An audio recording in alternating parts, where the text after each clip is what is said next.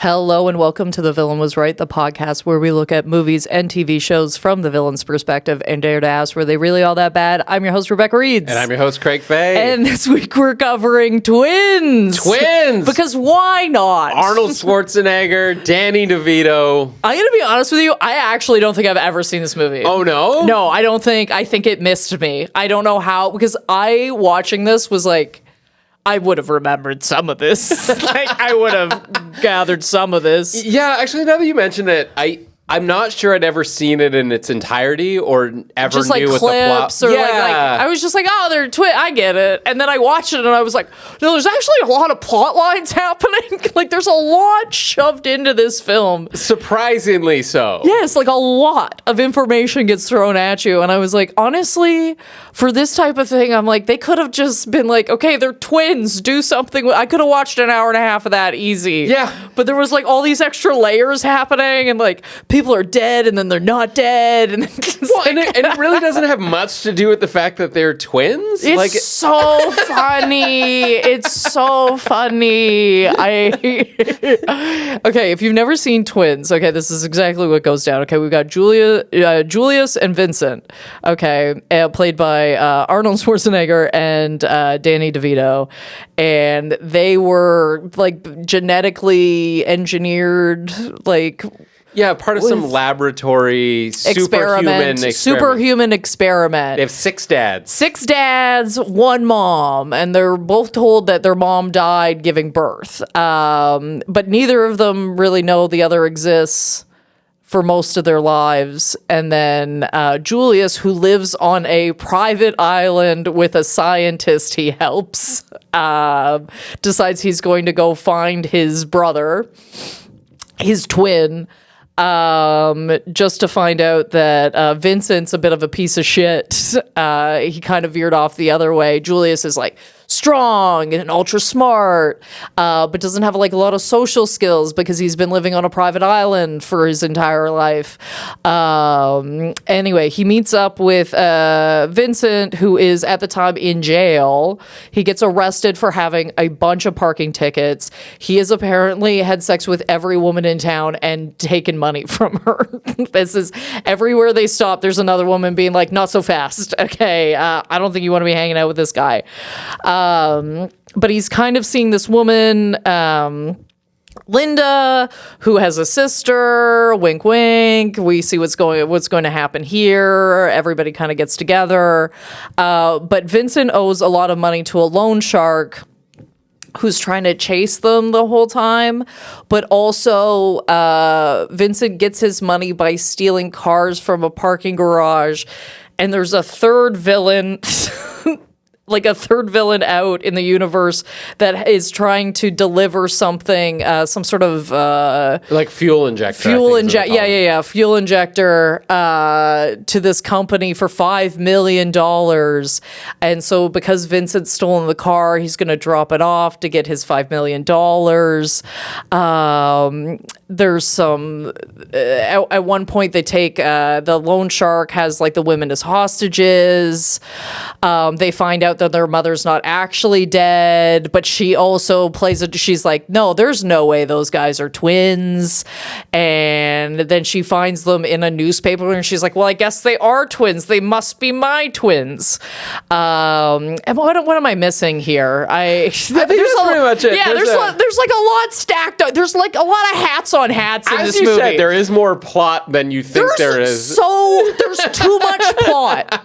There's actually too much plot for this movie. Like am I wrong here? No, you're absolutely right, because like even I read like the Wikipedia plot description of this before we chose to do it, and I was like, okay, I'm a little confused. Like there seems to be a bunch of stuff going on happening. And like it makes sense as a movie. It's not like you're lost the entire. No, but there at moments I'm like, we could be doing less, I think. Yeah. And I don't think that about a lot of comedy movies. I'll tell you that. I'm like, yeah, we could pull back a little bit. Just them being opposite. Oh, and I guess like there's this whole thing about the scientist being like, oh, Danny DeVito, you're a bag of garbage. You're the leftovers. Yeah. And that's a weird scene. Because I'm like, how do you read that script and go, yeah, I want that role? Tell me I'm genetic trash. Am I wrong? No, but honestly, I sort of felt like Danny DeVito's character was the most interesting one in there. He's the only one who really has any sort of arc, I think, to him. Like, yeah, he does actually have like character development. Yeah. Like he learns a lesson. He learns what family is. Like he becomes more well-adjusted. He was the one that was put in an orphanage, left alone. Like because I think there's something to obviously be said about, nurture versus nature, where I'm like, yeah, it's easy for you to look at this guy and be like, you're trash. We never gave you a single opportunity and you fucked it up. We threw you in an orphanage and told you your mother was dead. And that you're garbage. Yeah. And this guy was raised on an island by scientists. Told he was perfect his entire life. Maybe that was the experiment. Yeah, that feels like that seems like that's more of a legitimate experiment. I'm not saying it's still cruel, and I don't think you'd ever get it past an ethics board to do this. But like, you go, here are two people born of the same mother. Yeah. And let's see how nature and nurture works. Like, one develops into a 7-foot-tall muscle man, and the other is a 4'11" little bald guy. Yeah. And that's nurture for sure. But Danny DeVito's character, I had it so bad. They play this off as a joke, but they were like, when Arnold Schwarzenegger goes to the orphanage to try and find him, they play it off as a joke, but it is heavily implied that he had sex with one of the nuns. And you're like, oh no. Like when he was 12, and you're like, that's not him being a piece of shit. I'm like spitting. I'm like, yeah, that's assault. Actually, that's very bad. It's very, very bad. And then he lit. They were like, oh, and we hope he lit the fire. Like he apparently lit something on fire, like the building. Oh yeah, we hope it was an accident. He lit the orphanage on fire. And I'm like, yeah, he's suffering through trauma. Okay, people that were authority in his life took advantage of him. Things are bad. Light things on fire. This place shouldn't exist anymore, maybe. Yeah, so maybe I could argue that the true villain of this is nurture. Yeah. Right? Oh my God. It's rough stuff. Or lack of nurture, I guess, in his case. Yeah, lack of. I kept trying to figure, I'm like, what is this guy spending all this money on? Well, he is painted as largely a degenerate, so I always go to the ponies. Okay. Yeah, all right. I lost a lot of money on the ponies. I mean, that feels like a loan shark, a thing you take out a loan with a loan shark for. Yeah, okay. I would buy that with his character, certainly. Yeah. Also, I think he's got a lot of business ventures, quote unquote, going on. You know what I mean? Okay. He's got that office building. By the way, so fucking fun. I forget what it was, but they're like real estate. He was finance, a sports agent. It's like 10 different things, and she answers the phone with it. It's so good. I was like, oh yeah, no, you're not a guy with a plan. No. Or also too many plans. Either none or too many. There's no middle to this man. There is no middle. You're right. He absolutely has too many plans, and that is the same as not having a plan. Yes, exactly. He's juggling too much. Yeah. Although decisiveness is part of goal setting at a certain point. You gotta know, he's gotta be laying it down. Okay, this man is absolutely laying it down. To have this many women, and this many women be like, and I gave him a bunch, and I also gave him a bunch of money. Do you know how well I'd have to be fucked to give a man money? Do you understand? Like that's some top shelf shit. Okay. Yeah. That's some top shelf shit for me to give you my money. Yeah. The money I made. No. Yeah. Maybe like bus fare or something. Sure. Get out of my house. Absolutely. Please leave. Here's bus fare. Get out of my house. Get out of my house. Yeah, you're right. Okay? He must be. Whatever. I mean, here's the thing about Danny DeVito. He is very charming. Oh, no, I've always believed Danny DeVito is very charming. He's my, what the fuck was it called? Is your hall pass? He's my hear me out. Okay. Okay. He's one of my hear me out. I'm like, listen, hear me out. Okay. Something about him. Yeah, and I will say young Danny DeVito, and he is young here. This is 88. Mm-hmm. So he's not Frank from Always Sunny. Which I think is his greatest character of all time. Yeah. Yeah. He made that show what it is. Yes. And There's no reason to watch the first season. He gets progressively worse in that show, which is a bit so like he looks like his hair is more frazzled than that. But I would say like back in the day, Danny DeVito has a certain charm to him. Oh, absolutely. And I think it's a lot of confidence too. Like him looking at Arnold's body and being like, ew, why do you look like that? Like, what's with all these lumps? Are you allergic to something? You look swollen. Like, I'm dying. I'm like, this is great. Oh, and he's showing Arnold Schwarzenegger how to be cool. Where he's like, no, you got to dress like this. You got to walk like this. Like basically what they are is Danny DeVito is all the attitude and swagger, and Arnold Schwarzenegger is all the hard muscle. Yeah.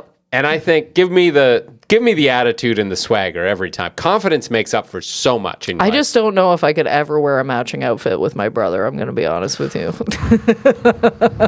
Well, this is definitely something I want to try now. Should we get matching outfits? We absolutely should get matching outfits.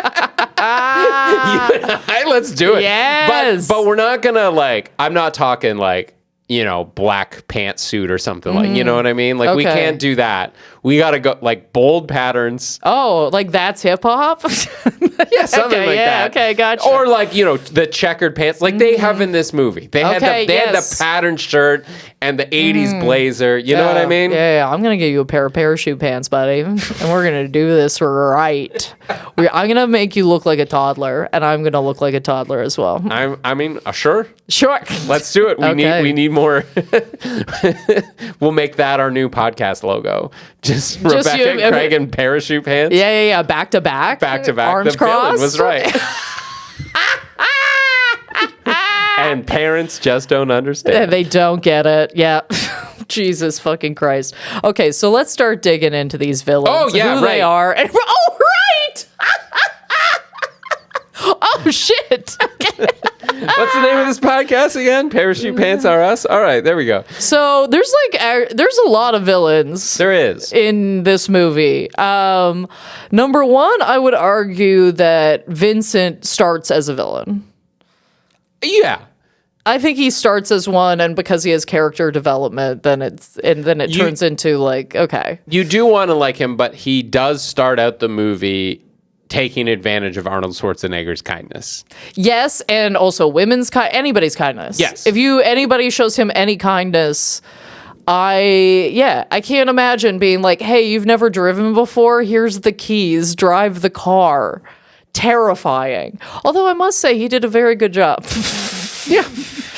My first time driving was much worse. He figured it out. My dad was screaming at me.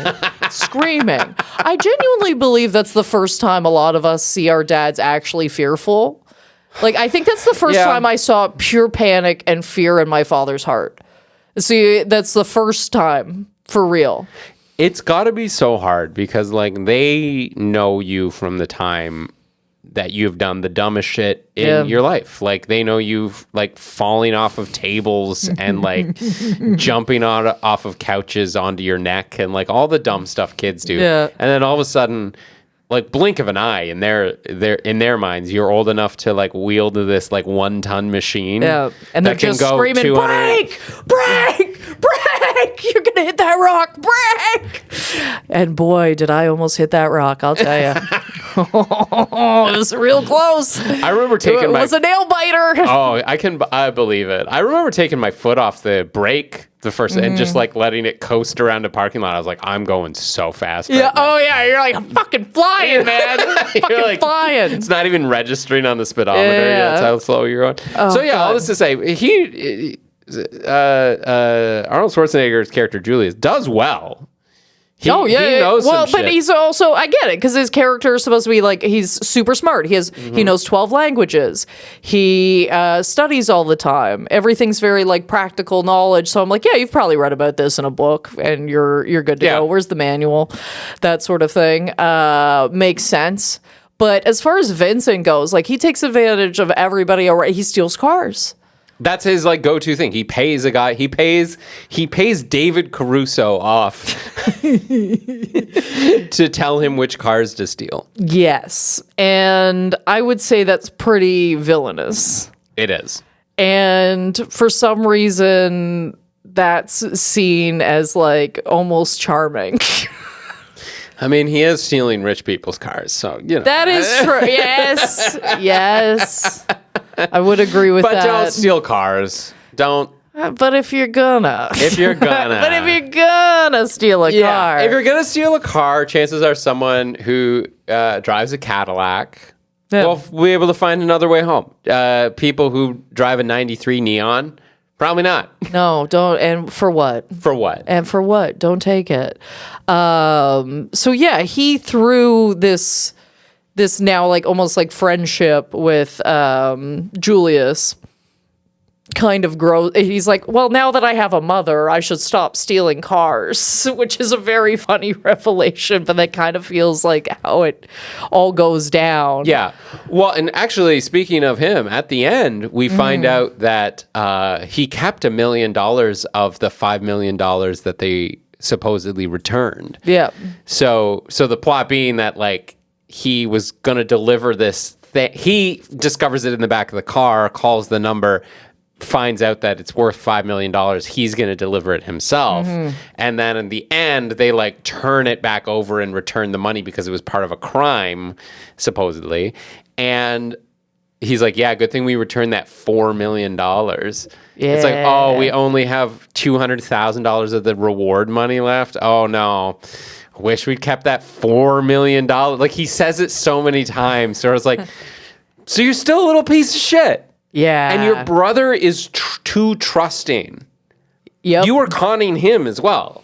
It was almost like his goon at certain points in the movie where somebody would be like, listen, you owe us money. You're coming with me. You owe us a lot of money. And he becomes his bodyguard. Like, he just starts beating the fuck out of these guys. Yes.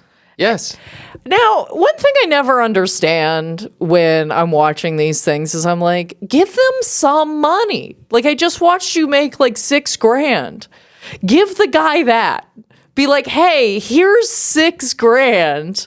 I'll roll around. Like, that's got to buy me another date. There's no negotiation skills here is what I'm saying. Well, and our Julius brings this up because he's got his like, well, there's three. You don't start with violence. You start with a negotiation. Yes. I am going to argue that he is so far in arrears on all of this that negotiations have been had, extensions have been given. He is at his... It's off the table. It's okay. off the table. Yeah. Like, you can't step in at the last minute and be like, but there was no negotiations. And be like, you haven't made car payments for 3 years. The negotiations are done. Yeah, this is We're over. taking your car back is what we do. That's so funny. You know? It's like when men are like, that divorce came out of nowhere. And it's like, no, we were screaming at you for years. Oh, I just thought that was fine. I thought that's what we did. I thought we had a back and forth going. And then you'd say your things and I'd go, okay. And then I never did the things. And then I did that. Yeah. It's just out of flip. Out of nowhere. These bookies want their money back. How like, it's dare not they? out of nowhere. Yeah. It's never out of nowhere. And here's the thing. I don't think loan shark, like, I don't think you should be a loan shark. I think, you know, having high interest rates is very, very bad and very predatory. But they do have a business. They want their money back. Yeah. You know, and they know that, you know, you can't get blood from a stone. So really this is an example. We need to make an example of this guy right now, because whatever $20,000 that he owes, right? You need to make it clear that you need to repay this for the other people. I like how far we've gone into villainy, right? That we're like, you need to make an example of this motherfucker. How people gonna know? But also, like, he's in the game. You know what I mean? It's not like this is a mother of 3 who went to a loan shark because she couldn't feed her kids, and now you're busting her knees. This is a fucking little weasel of a man who runs a business, like 6 businesses, and steals cars. Yeah. And his business practices are way worse than theirs, is what I would say. I almost want to, for this episode, it's not even like any of the villains are really right. It's just that the hero's worse than most of these guys. Yeah. Is what I would say. And to jump over to Wagner, this sort of assassin guy who was originally supposed to pick up the fuel injector. It doesn't matter that it's a fuel injector. It's just an expensive piece of secret equipment. It could have been a bunch of gold bars. Like, it didn't matter. It didn't matter. They could have had a glowing light come out and be like, it's the thing. It's the MacGuffin. Yeah. It's a trunk full of a MacGuffin. But he was hired to take this device and get that $5 million. You cannot blame him for wanting that gig. Oh, no, I just blame him for the murders. Right. The what? Sorry. The murders. Oh, the murders. Right, That's what I blame him for. I don't blame him for going back after that gig. That was your gig. That was your car. That was your thing. Yeah. Okay. That was your cassette tape. Okay. I do blame him for the murders. You've seen my face, and it's like, you know what? When you walk around, a lot of people see your face. A lot of people see your face. When you walk into an office, like that one really bothered me. Because he walked into an office building, had a meeting with these people, and be like, well, you've seen my face. And he kills the 2 guys. Who let you in? Did you? The secretary saw your face. She was outside, and like, I wonder who murdered these 2 employees of ours. Was it the guy that was in there with them when they were murdered? I don't think he's good at his job, to be perfectly honest with you. And I'm sorry, that's a job where people see your face. Yeah. You're shuttling. You're the mule, people. You're the guy. Who do they hand the money to? What happens here? You're the face of it. There's a few holes in this plot line. You're the face. Yes. You're the reason. Like the reason that the guys who gave the fuel injector, like basically, I assume, snuck it out of their company for money. Right? Yes. To send to a competitor for money. You have to assume it's from a competitor. Yeah. The reason that you have a middleman there is so those 2 people never meet face to face. Yes. So you are the face. You're the You're the face. That's your job, is the face of this, right? Oh, so funny.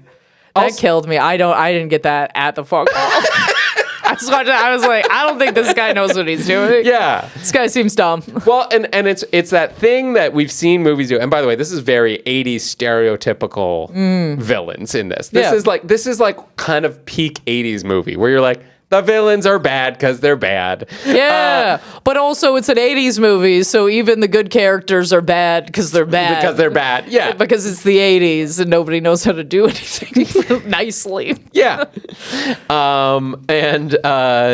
So basically, like, if he hadn't killed anybody, you'd be like, yeah, this guy's just trying to get his money.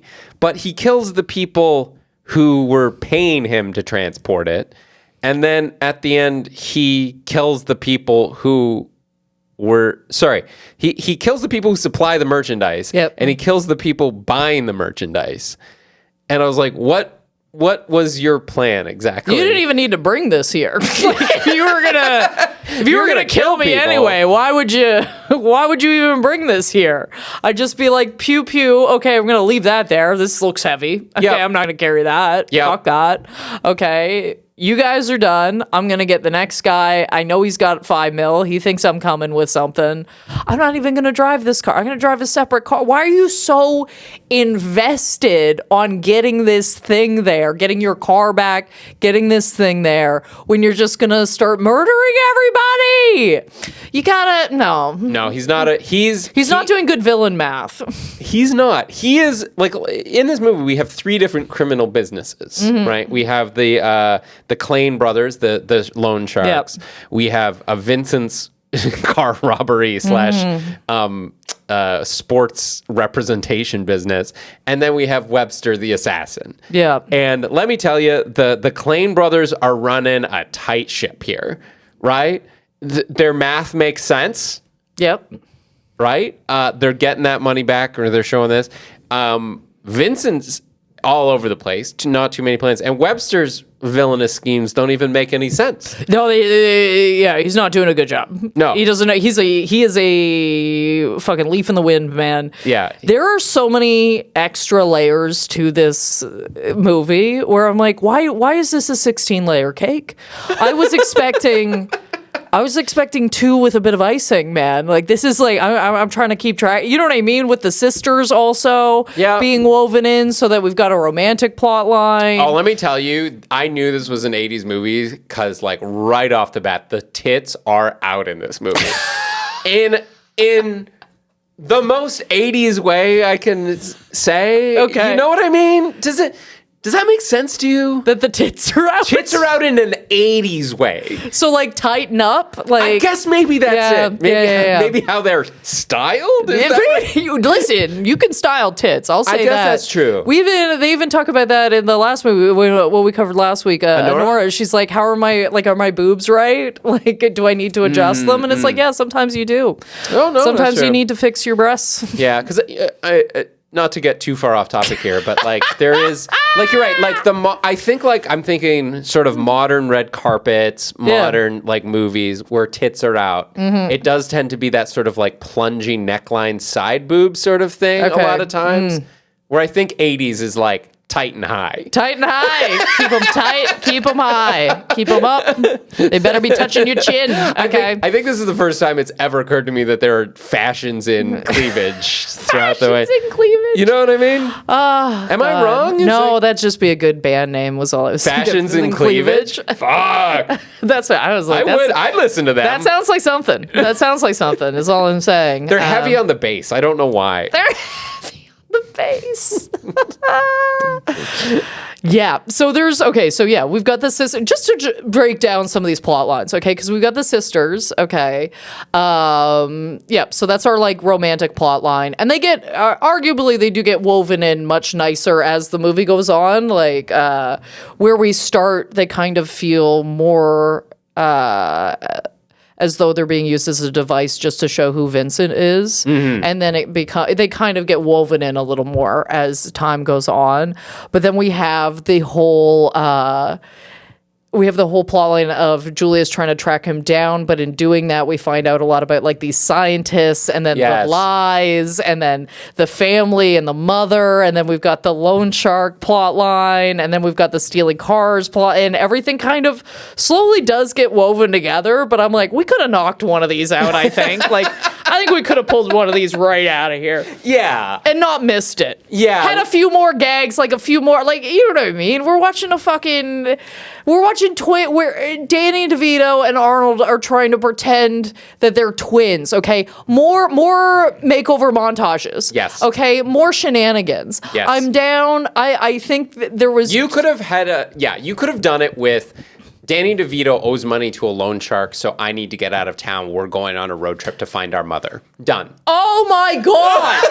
Yes. Yes to this. Okay. So you've got the little pursuit. You've got him being a piece of shit. You've got him using Arnold's character. Absolutely. But you don't have this corporate espionage that's added in. Although you would miss one of the best gags in the entire movie, which is at the very end, to kill Wagner, they pull a lever and drop a chain on him. And it just keeps going. It is good. That is good. Yeah. I'll give you that. It's the longest chain. I'll give you that one. That one's very good. Yes. Yep. Killed me. Yep. Killed me to watch that. They do eventually meet up with their mother, though. Like, she sort of rejects them, which kind of like kills Danny DeVito. Like, Vincent is like, see, I told you, no one ever loved me. He's kicking rocks and everything. Yeah. But then she comes back and is like, oh, I didn't know. They told me you would both die. First of all, they didn't tell her it was twins. I don't know how you're running a genetic, like, Superman. You're going to have 6 dads artificial insemination sort of program and not clock that you have twins in the woman. Well, I think, yeah, that seemed odd where they were like, you were a surprise. I beg your pardon. Okay. For one. And for two, if I'm giving birth to these children, like I unless I'm like knocked out, and maybe I am, but like unless I'm like knocked out, I assure you I would remember it was 2. I would really, really remember it was 2. It's twice as more as 1. Like, it's twice as much. Although, once you give birth to an Arnold Schwarzenegger-sized baby, maybe a Danny DeVito-sized baby just pops right out. You know what I mean? Like, it... just burst down the door. Oh, my goodness. Danny DeVito just slides right out there. Kat was with me when I first started watching. And the beginning of this movie is like, they're born. And like, they show the babies. And one is obviously quite bigger than the other. And Kat goes, wow, it's amazing how that 12-week-old baby looks the exact, like, is way bigger than this newborn baby. And I was like, I'm just glad that they didn't digitally de-age Danny DeVito and Arnold Schwarzenegger into babies, because that feels like how they would do that. This. Oh, you know what? I think that would have been hilarious.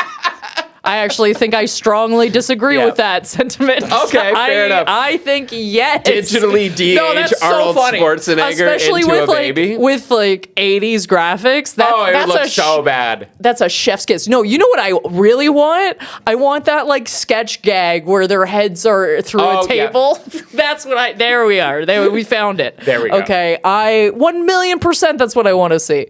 Okay, we're going to be watching a movie where these men are twins. Please. Let's just keep layering it on. All that stuff with like the chain, all that stuff. More. Let's go. Okay. So everything. Have you heard rumors of the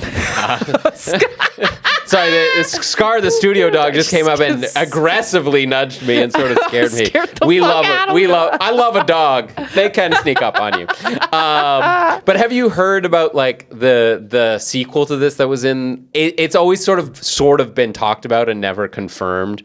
Oh, okay, no, I haven't. Please. It'd be triplets.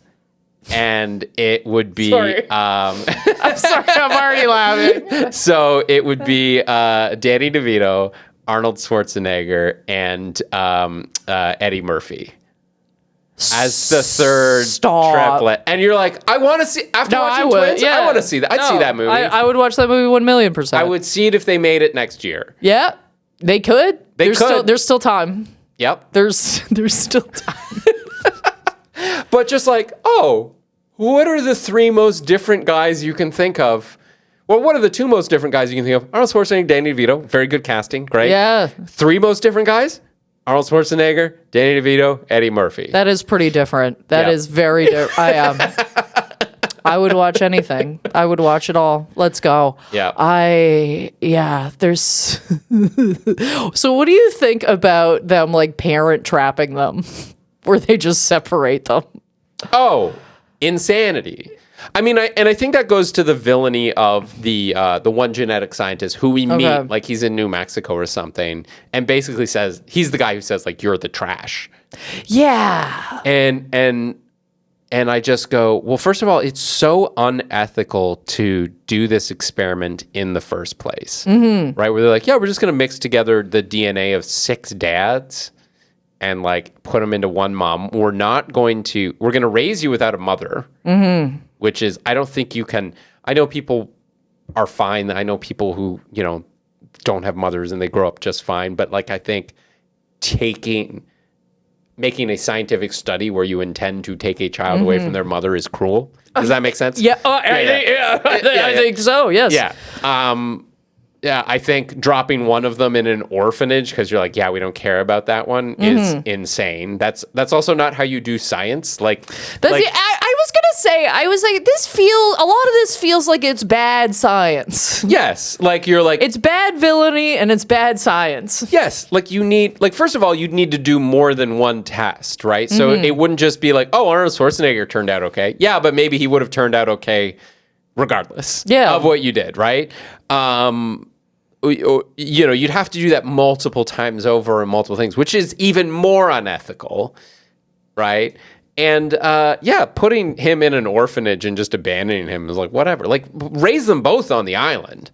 then at least you can see what difference the genetics make.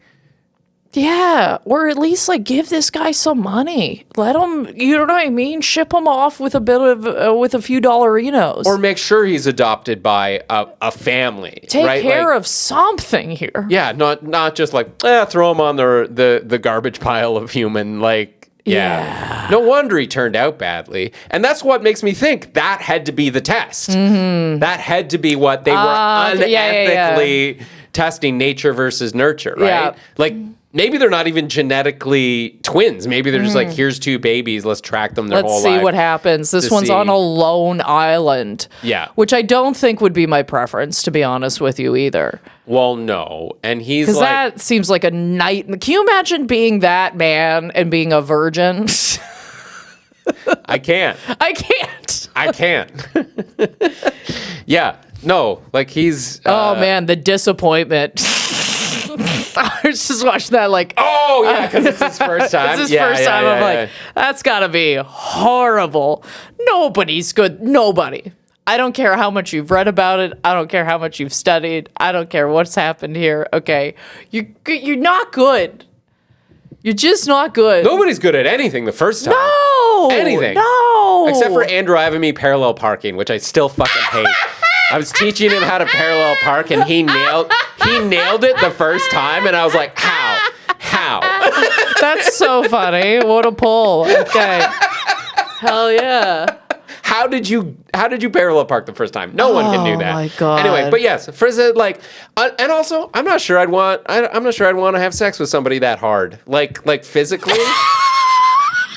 Like I'm sorry, that's Arnold Schwarzenegger is too much muscle. That's too much. What are you leaning on? That's definitely what I was thinking. Yeah, okay. Ew, yuck. He's a very attractive man. And I get it. Boo. But it's got to be like sitting on a log. You know what I mean? Like a. It's hard. It's like there's no give to it. I mean, maybe you don't want give. Who knows? I can't. I guess it does. I'm dying, Craig. I'm dying. He's just Sorry. He's too. But yeah, I love you're going full Danny DeVito. Like, nobody likes this when you're swollen. Yes. I'm just. Although I will say I enjoy a spectrum of bodies for all different reasons. Yeah, that's right. Yeah. I like a little teddy bear too. Arnold Schwarzenegger can get it. Like 88. Come on, it is ridiculous. He can get it. It's stupid, dude. Like, and you think about it, and he did that before. Like, we have a lot of the science that we have now that bodybuilders use. You know, like no doubt he was on steroids and all the rest. But there's like all kinds of like dietary tricks people do, and like you see like the Marvel movies. Like these guys are so stupidly jacked for this, right? Yeah. And Arnold Schwarzenegger was just doing this as a course of action in the 80s. That's like him in Twins is not him bulking up. No, it's right? For the role. Yeah. It's not like Hugh Jackman being like, I drained all moisture from my body for a month so I could look so fucking ripped in the Wolverine movie that I couldn't remember my lines because my brain didn't work anymore. No, that's just Arnold every day. It's crazy how like insane like the body standards have gotten for these movies where I'm like, some of this doesn't seem right. It just doesn't seem okay. Yeah, so Danny DeVito... Nobody should eat 12 chickens a day. Nobody. Why are you eating so many chickens? I don't think a fox should eat 12 chickens. Yeah, a fucking bear. Bear, maybe I'll give you, but even a few salmon. I mean, if you got to go under. But yeah, anyway, Danny DeVito, cushion for the pushing. I'm great. Yep. Yeah, no, I'm down. One of my favorite parts of this movie is when they just go sisters and then they go twins. What the fuck is happening? Why would that ever be a thing? It's so fucking funny. It is so small town. It's so funny. Sisters, twins. It is such a small town thing. Oh God. Okay, you have a brother. Yep. So let's say that there was another family in your town that had like guy girl. Yeah. would you ever? Oh, it's weird. I don't know. It's weird. There's something weird about it. It's not wrong, but somehow it is. No, there's something off. Something feels off. I don't like it. Your kids are double cousins. It's like my brain doesn't want to do any math on it. Do you know what I mean? Like, it doesn't even want to pose the question. I'm like, no, we need some separation here. Yeah, like, because what would it be? Because you wouldn't, your brother's kids would have the same grandparent. It's very weird, right? I don't care for it. Even though genetically it lines up, it's fine. There's no harm in it. Mm-hmm. Yeah. Yeah. Anyway, there's. I'm just trying. Sorry, I'm just trying to do like in my head. Stop doing the math, Craig. Which is like, I think technically, like you and your brother's kids could then be like have the same genetics as siblings. I don't know how that would work. I don't care for it. Depending how the Plinko thing worked out. Nah, yeah. This really disturbed you. No, I don't know why. Anything surrounding that kind of stuff. I was just like, I don't like. Oh, it's weird. It's weird. There's no need for any sort of overlap. Especially not this day and age. No. You could get on a bus and go to a different town. There's just so many people. There's so many people. You know what I mean? Yeah. I would be questioning my whole life. Okay. I'd be like, what has happened to all of us that this was where we ended up? Why were we raised to have such similar tastes in people that there's just something. There's something off. So it's a no for me. It's a no for me across the board. It's so funny to me how visibly upset you are. I just am. I don't know, Craig. It shouldn't bother me this much. It just does. Yeah. I don't know if it's. I'm sorry. This is the thing I love about this podcast is I've known you for so many years, and I just occasionally find a new little inlet for Rebecca. That's a thing. I don't care for that. There is another very strange thing that they introduce at the 11th hour in this movie. Yeah. Do you know what I'm going to talk about? No, but it could be anything. Where they are somehow psychically connected to each other. And like that's how Arnold Schwarzenegger finds Danny DeVito when he's in trouble. He's like, I knew you were in trouble. I came, but that was also like, I don't even know if that's technically an 11th hour thing. Because they talk about that a few times in the movie. Okay, they keep kind of lobbing it in where like one of the driving forces of him going to find one of the driving forces for Julius to go find Vincent is that he goes, I can feel that he's in trouble.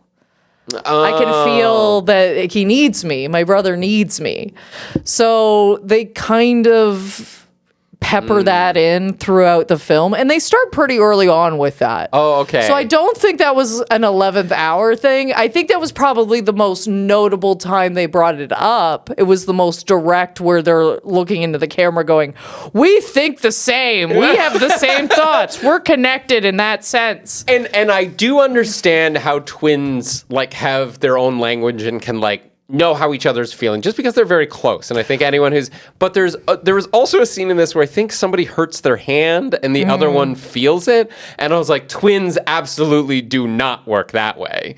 Yeah. Like over long distances where if my twin hurts his hand, I'm like, oh, my hand hurts for some reason. Maybe I'm wrong. If you're a twin, hop in the comments and let us know. There's something happening. I will say that just genetically, even through one time, and this was the most notable one for me. One time, my mother and I called each other at the exact same time, like the exact same time. Like you both got a busy signal. No, it didn't ring.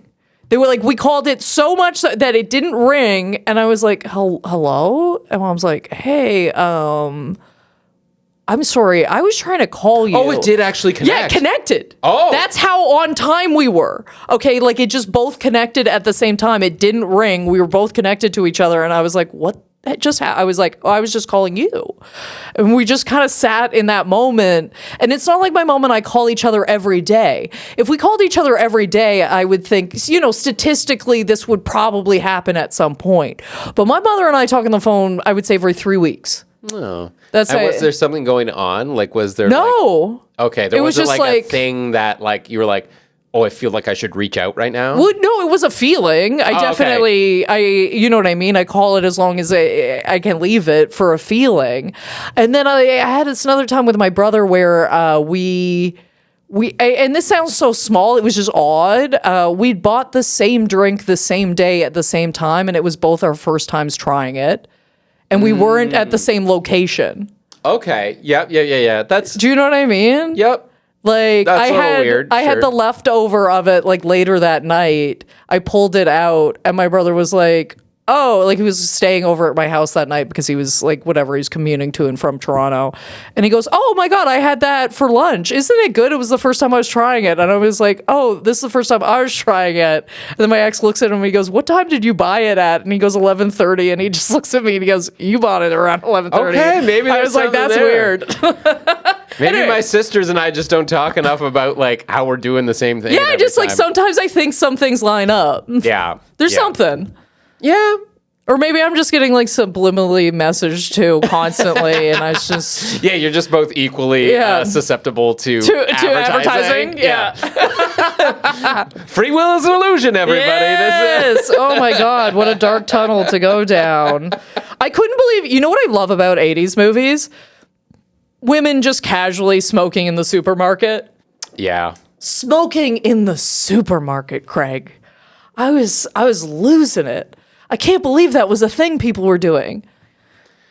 It is wild. I remember restaurants. Yeah. And as much as I don't like smoke at a restaurant, I just kind of understand the concept more.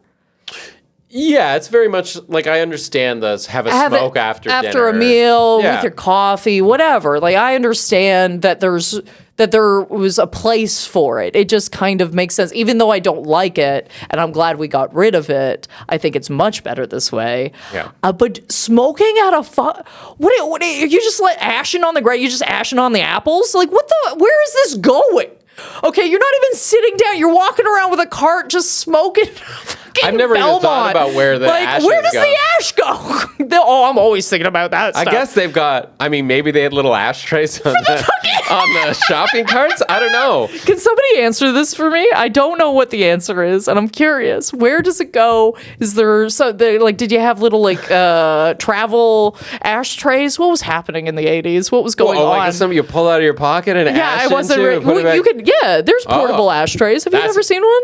I guess not. I'm not a Yeah. There's I thought that was like maybe a newer thing. I don't know, but maybe that's an old thing that was. I don't know, but I'm just like, where's this going? What's happening? Why? The best part about a grocery store is the smell of like baked bread in the back. Or like a little deli or something, you know what I mean? Going by the Olive cart and you're like, oh wow, it smells like brine over here. This is good. This is nice. Okay. I don't know. I was just blown away by that. I was like, I can't believe people were smoking at the supermarket. Well, smoking in a doctor's waiting room is the other famous one, but I feel like maybe. But again, still, you're like seated. I think the thing that's blowing my mind is you're walking around picking out food. It freaks me out. I don't know what it is. You're stressing me out. It's like marrying into the same family. It's just weird. It's just weird. God damn it. Stop it. Well, I'm mad. I'm all jacked up. Yeah. Okay. I did want to ask you though, because I could not get a read on this. When Arnold Schwarzenegger shows up in America, and he's dressed, he's got like the suit jacket on and like the athletic socks and everything like that. I could not tell if he was supposed to be aloof or if that was just 80s fashion. Like Oh. Like, what do you mean by aloof? Like he doesn't know how to dress himself, looks like an idiot. I don't know. I think it's hard to make him look like an idiot. Like, even if that's what they were trying to do, like, it's hard, man. Right. Arnold, that's hard. Yeah. Okay, you can't. Right. It's just, he's too jacked up. You're like, it's ridiculous that you're wearing ankle socks squished up with sneakers, but also, look at them shins. Yeah! Those calves are popping. And like, oh, you're wearing a suit jacket with board shorts?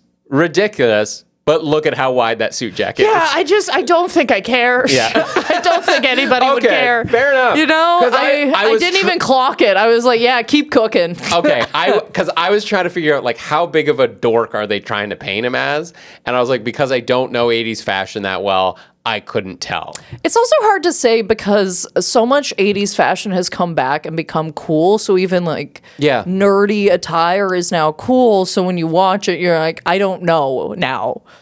Do you know what I mean? Everybody, if you look at all of George Costanza's outfits, that would heavily be considered as like drip now. Like you're all stacked up. Like you look great. Whereas like he was supposed to be sort of this out of touch, sort of nerdy slob almost. Almost. So just off of fashion trends, and he's so trendy now. I can't tell you. I don't know the answer to the question. I'm glad I'm not the only one. No, I have no idea. I have no idea. Well, I do have one final question. Okay. Which is, would you rather be raised isolated on an island, like I'm going to be the intellectual, but I have no social skills? Yeah. Or do you think you would rather be raised street smarts, like DeVito's character? No. I think I want the dragon fruit. I think I want the mangoes. I want the island. You want the island? Yeah. Okay. I mean, he made it look good. He did. He made it look really good. Yeah. What do you think? I think I'd also go with the island. And not because of the mangoes, but I also think that, say, that late in your life, like what are they? Their 30s, I think. I am unsure, to be honest with you. I think being sort of aloof and not having social skills is an easier thing to overcome than, say, like a lifetime of book learning. Yeah. Like I think you can still learn it whenever you want, but I think like if you were well book educated throughout your life and then you don't know this, you can, and certainly with the charm that comes with having Arnold Schwarzenegger's body, you can learn how to talk to people and what slang is and all the rest. Does that make sense? Yeah, totally. Yeah. So I think it's would Yeah, much easier for him to learn how to be charming. Yeah, like he didn't know what the term dickhead meant, and I was like, I feel like that one's pretty self-explanatory. Is that a good thing? Think about it for a minute. For a second. Although, it's not. Maybe he probably really loves his dick, though. That's true. Yeah, maybe it is confusing. You're like, but I love my dick. If you're a dickhead, maybe. Do you mean the best feature of me out on display? Sorry, your best feature? Oh no, Arnold Schwarzenegger. Oh no, that's Arnold Schwarzenegger's best feature. Oh my god. Mercy on us all. Can't be out there with that. That's crazy. Oh God, is it time? Is it that time to rank that villain? I think so. I am actually ranking Vincent because I think he's one of the bigger villains of the movie. So from big and small to rude and tall, I am going to give him a bald and bodybuilder. You know what I mean? Kind of rude, kind of aggressive, but you're not that bad. You could be fixed. Yeah. You could be fixed. I like it. Very nice. I've got the genetic lottery scale. Okay. So on a scale from wet or dry earwax, which is apparently controlled by exactly one gene. I'm sorry. Hold on. Yeah, okay. I'm sorry. You just brought up something, and I know we're doing rankings now, but what did you just say and why? What's going on? There's either wet or dry earwax. So like it's like either your earwax will be like runny, or it'll be like sort of dry and like flaky in your ear. Really? And it's like it's one or the other, and it's apparently one gene on or off that controls it. Stop it. Yeah, it's very very. Which very one strange. do you want? I don't know. I think I'm like, which one's better? I don't know. And also, I don't know necessarily which one I have because like I just have earwax. But I think mine's runny. Like anyway, but it's waxy is the problem, right? Where I'm like, is a wax run? Anyway, but apparently it's a thing. I don't know. Interesting. Very interesting. Yeah, so on a scale from, no, I knew we'd probably have questions? Derail on that one. So for wet or dry earwax all the way up to hemophilia, also a genetic disease. I'm going to give Webster the assassin a attached earlobe gene. Oh. Because regardless of how it looks, it's getting the job done. Yeah, hell getting the yeah. job done. Okay, that's a good one. Yeah. I like that. And team, before we get to our heroes and villains of the week, as always, there's a couple of ways you can help out the podcast. If you got a couple of bucks and you want some extra bonus content, you can hit us up on patreon.com/villainwasright. We have a few tiers. We have ad-free tiers. We have audience choice tiers, and we also have our top tier where you get 2 bonus episodes a month. Craig picks a good movie. I pick an even better movie, and we just kind of we talk about it. We get loose. Yeah, we get really loose. This month I picked Better Man because it looked like a terrible movie. And it was good. It was good. It was a good movie. I really enjoyed it. So that, I think, struck the balance between the two of us very well that month. So check that out. And as well, sorry, did I interrupt? No. Okay, we're good. We're good. Good handle. We've done this pitch so many times, so it's like, are you done? Or do I remember you ending this Listen, 300 other I'm times? done whenever you start talking. That's when I'm done. I'll tell you that. That's when I'm done. Did you do the pitch? No, you're good. Patreon.com/villain was right if you didn't. But yeah, and guys, if you want to get in touch with us, Villain was right at on Instagram, TikTok, and Facebook. Villain was right at gmail.com for movie suggestions or just comments about the show. We love hearing from you. We are, as of right now, caught up on responding to all emails from 2024. So hell yeah. And you know that was 100% Craig Fay. It was 100% Craig. Thank you, Craig. So if you sent us a message in 2024 and didn't hear back and still need a response, send it again because, that's just where we're at with our headspace. I'm sorry. It's fine. And guys, it is now time for our heroes and villains of the week. I have a hero this week, very light heroes, 2 sort of very light heroes, just 2 TV programs I have very much enjoyed over the last couple weeks. One, like, when you just you're like, oh, I wanted to feel that way. Oh, okay, yeah. These are both kind of very intense, dramatic dramas. But I was like, oh, they kept my attention and they made me feel something. Yeah. So the 2 I would highly suggest to people who want a good drama is Adolescence on Netflix. Okay. It is a 4-part mini series, and each episode is done in one shot. That's crazy. And they don't fake it.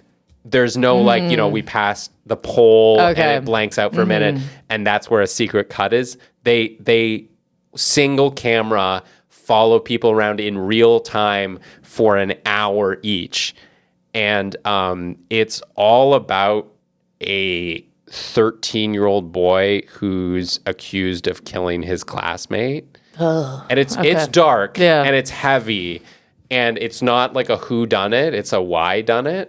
And it's it's kind of this investigation into toxic masculinity and online culture and everything like that. But the 3rd episode in particular, which is just the psychologist hired by the court and the 13-year-old boy, who's played by a 13-year-old, is so intense and is such great character work. It's you can't take your eyes off of it. It's fantastic. If you're up for that sort of content, highly recommend check it out. The other one that I've loved recently is The Pit. Have you heard of The Pit? Yes. Yeah. It's, HBO medical drama? Yeah, it's kind of like 24 meets ER, where it's everything is done in real time. It's one shift at an ER. Yeah. So it's 14 hours long or whatever it is, and you follow the characters and the patients over episodes. And it's very good, very high stakes. They don't sort of sugarcoat anything. It's not they're we have more than one fentanyl overdose come in this series because that's what happens in an ER. That kind of thing. Yeah. And it's very high stakes. And but the thing that stressed me out the most about this show, people living, people dying, showing people getting caught up, was there is a scene where the main doctor has to go to the bathroom. Oh, you were telling me about this. That's so funny. And he keeps getting pulled away, and he's consoling the family of a teenager who died, and doing emergency surgery and that sort of thing. And all I can think about the whole time over multiple episodes is, you have to pee. Oh my God. Please pee. Please pee. This is stressing me out so much. And then he does, and I was like, thank God. That's so funny. And I can enjoy the rest of the show now. Like because it spanned more than one episode. Yeah. It was bothering me that night. I was like, that guy hasn't peed yet. That's going to bother me till we watch the next episode. So anyway, funny. that's kind of I need him to pee. That's the cliffhanger for you. Is that he needs to pee? That's so funny. It's like, will they make it or won't they? I was like, I don't care. Just show him peeing. I need to know that he has that release and he's not. I need to know that he's peed. Is so funny. That's great, man. Anyway, those are my heroes of the week. Very those good. 2 shows. Check them out if you're so inclined. What do you got, Rebecca? Okay, I've got another trash battle. I feel like I'm talking about my trash a lot. There's something about being an adult that makes you care deeply about your trash and garbage day. When you're an adult, all days are garbage. Jesus Christ. Oh no. Sorry, go on. Anyway, so I get home the other day and I live like on like a business street. We have different garbage rules or whatever. Anyway, so I get home and it's like 10 o'clock at night and I've got to pull these things out and I got to do it like really soon because... And you got to go all the way around. Yeah, right? I got to go around my building, which is annoying, but it's not that bad. Like, it's fine. It's honestly fine. Because I also get a bigger recycling bin because I'm technically above a business. So it's like, there's some advantages to it, okay? It's not the end of the world. Anyway, so there's been somebody, like a couple weeks ago, somebody put their fucking garbage in my recycling and they didn't take my recycling and they were so mad that I had put this garbage in the recycling that they had literally flipped it open and pulled it up to my door. That's how mad these garbage men are at me. Okay. So I'm already pissed because I'm like, first of all, I really wanted you to take my recycling. And secondarily, this wasn't my fault. Okay. I didn't do this. Right. And I'm always Nancy Drewin out here. Okay. I'm always Veronica Marson. Okay. I fucking ripped this bag open. I don't give a shit. Okay. I deduce that it is a restaurant like 1 or 2 doors down from me and I'm pissed. Okay. I'm really pissed. Whatever. I throw it in their garbage because their garbage has been taken, obviously. So I just throw it in their garbage bin because I know it's theirs. I can tell, like, you can just tell. Okay. Like, just by the contents of it, I was like, it's got like receipts. Well, it just also, it's a bunch of very specific food items that I know are yours. Like, I just know they're yours. Anyway, it's the only thing that makes sense. So I get home at 10, okay, after this incident, whatever, and I can't get my garbages out because people park behind my building all the time and they move my garbages under the fire escape, but then they park so close to it I can't pull them out. Like, I literally can't pull them out. And it's 10 o'clock at night and I'm fucking like, I'm too mad. I know I'm too mad. Okay, like, I'm fucking furious that I can't get these things out. And I gotta go now, I gotta go hunt this guy down and find him so that I can fucking pull out my garbages, right? So I go to the restaurant because I'm positive it's them because they have I don't know what they do back there, but they're doing something. Okay, I don't know what they're doing back there, but they're doing something. The restaurant isn't the only thing making them money. Something's happening. I don't know what. And I'm no snitch. I don't need to investigate into this, but I just know there's always a ton of fucking people parked back there, and there's a ton of people going in and out of that building. And I'm like, I don't know what you guys are doing, hanging out. Maybe they're just like literally chilling. I have no idea. But so I go into that restaurant and I'm like, hey, is there any chance somebody owns this vehicle back there? This guy comes out and he's like, oh, I think that might be me. I'll meet you back there. So I meet him back there and he comes out after like a minute or two and he's like, yeah, like, so what's the problem? I don't understand. Like, are you trying to park or like, am I blocking somebody? I'm like, buddy, the bins. I need you to move it for the bins, right? And he's like, oh, so sorry. And I just, when you're too mad. So I just didn't even respond because I was like, I'm going to rip your whole head off. And this is not what is required here. Okay. I know I'm too hot. Okay. Like, I know I'm too fucking mad. Right.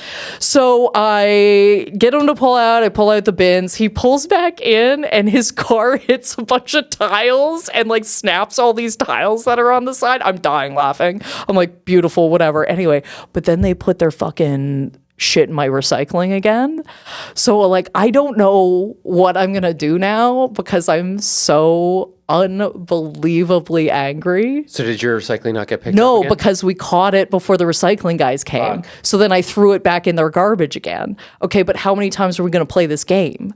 Okay, until I call you out on it. But I'm like, I don't know what to do because I'm too mad. These are one of the little things that are gonna drive you. No, I get it. I get it. Like I'm losing my fucking mind, which is so and it makes me madder because it's so fucking stupid. Yes, and you've got to dedicate mental energy. I'm just screaming. It's just it's nonsense. Why am I this upset? But I know exactly why you're that upset. But I am, and it makes me mad, and I have to keep checking my own garbages. I swear to God, I feel like I'm gonna sit at my window next garbage day and be like, I hope you come. I hope I catch you right now. I'm gonna scream at you. I'm gonna fucking lose it. I want to catch you in the act, and that is not right. Yeah. Like, that is unhinged, Craig. That is like, too hey, far. I'm gonna call you up and be like, "Hey, Rebecca, do you want to go for a coffee?" Can't. You can't. I Can't. gotta sit in the window all I want to fucking stake out. Somebody's been fucking with my garbages again. It's so dumb. It's so fucking dumb. Anyway, I'm sorry. I'm so sorry. I love it. So they're my villains. I am very interested how this ordeal is resolved. How this is going to get resolved. There will be resolution. This is a two-parter. Anyway, that does it for us, team. You can follow me at Rebecca Reads on any platform of your choosing. And you can follow me at Craig Fake Comedy on Instagram, Facebook, and TikTok. As well as you are listening to this right now, next week, I will be recording my very first comedy special along with our podcast dad, producer, Andrew Ivimey. Our podcast dad? Yeah. Our podcast dad. I love that. I'm going to call him that from now on. Andrew Ivimey from the Talk from Superheroes. We are recording a two-part special, a double bill, if you will, at Comedy Bar Danforth in Toronto. April 16th. Tickets at comedybar.ca if you want to come. And the host of the night is the one and the only Rebecca Reads. Howdy. You may know her from The Villain Was Right. So hope to see you guys all there. And that does it for us this week on The Villain Was Right. Tune in next week where we are covering Edge of Tomorrow. It'll be an interesting one, that's for sure. So tune in next week whenever you get your podcast. And until then, this is The Villain Was Right asking you, was it nature or was it nurture?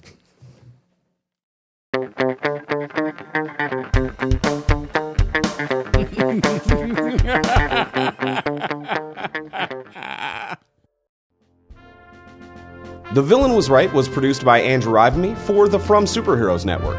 For more great podcasts like this, as well as YouTube series, webcomics, and so much more, visit FromSuperheroes.com.